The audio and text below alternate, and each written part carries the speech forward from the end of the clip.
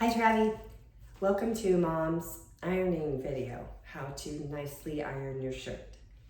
And Hank's over there to watch. So, get everything you need.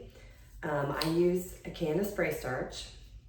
And just so you know, when you use this on a shirt, it's not gonna make it like super stiff like the dry cleaner does.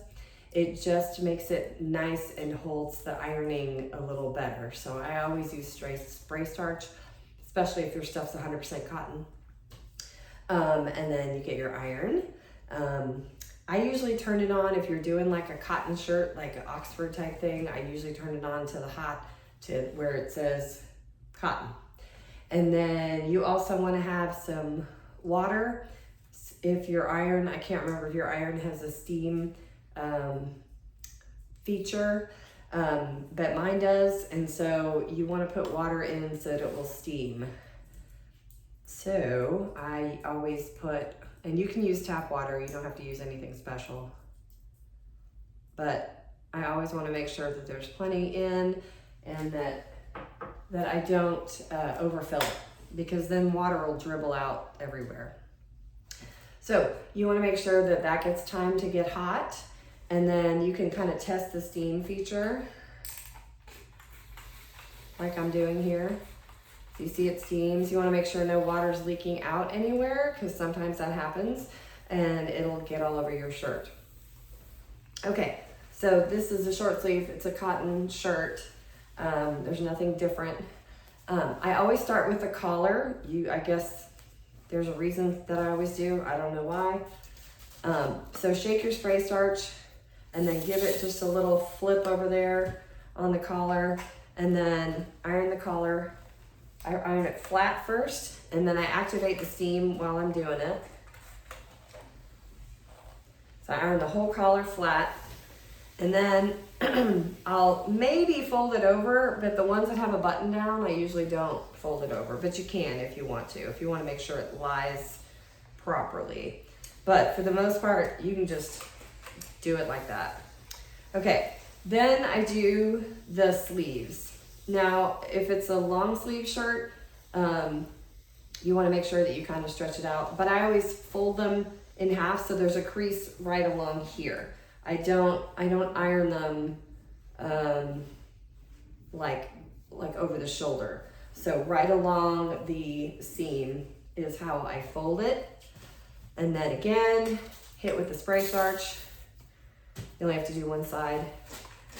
And then I just press that, and that way there's a nice crease in the top of the shoulder. And then I do the other side. If I'm doing a long sleeve shirt, it takes a minute because you have to go all the way down to the cuff. And so I do both sides of the shirt. I don't spray starch both sides usually. But I will go all the way down, and then I'll make sure that I iron the cuff really nicely so that there's a nice crease in that and it doesn't look janky when people are seeing your hands. Okay, so that's one side, and then again, you're gonna fold it along that under seam, give it another hit with spray starch. And then again, I just push my little steam action, and so it makes it nice and good crease. Okay, now I do the front placket of each side. So the buttons are the button side is a little harder, only because you got to go around the buttons. So give that a really good spray. Again, it's not going to get super stiff. It just keeps the pressing nice. And so you got to go all the way around your buttons. And then give it a really nice little steam. And then I always move it so that where the button collar is, I can really get in there and I'm not making any other creases, okay? So I get in there, and if you iron over the sleeve, it's fine.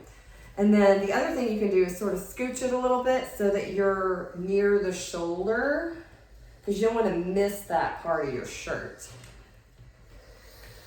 So the button side's a little harder, only because you got to drive around the buttons with your iron.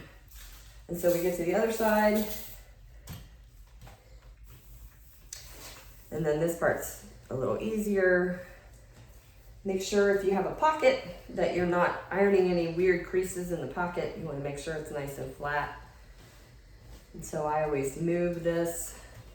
That's why the end of the ironing board is shaped the way it is, so that if you have like a, you know, a shoulder or some weird thing in your pants, that you've got a nice, you know, sort of a narrowed end here where you can use it.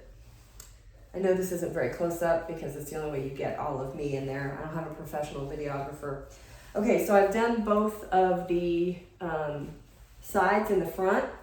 And then the other thing that I do is, well, lastly, we can just go to the back. And so you want to drape the whole shirt over the front of the ironing board, give it another spray. And then you may be getting the sides here a little bit too if you missed them when you were doing each side. Now, if your shirt has a little, a pleat in the back or even a loop, then you want to make sure that you iron the pleat. Here's kind of what I did. So you want to make sure that you press it here kind of neatly so that you get a nice pleat. You don't want to go too far. It doesn't need to go all the way down the shirt. That's not how it's supposed to look. So you want to make sure that you get like a nice crease in there, but you don't have to go all the way down the shirt. And then while you're up there, go kind of to the top and iron like the, you know, kind of the very top of the back. When we're almost done, and I'm gonna give it another little spray over here.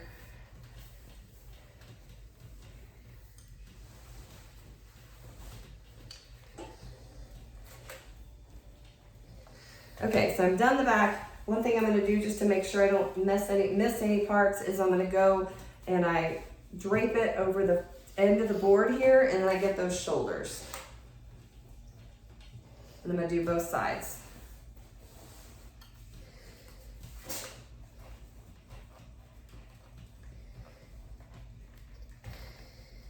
And then, voila, we have a nice ironed shirt.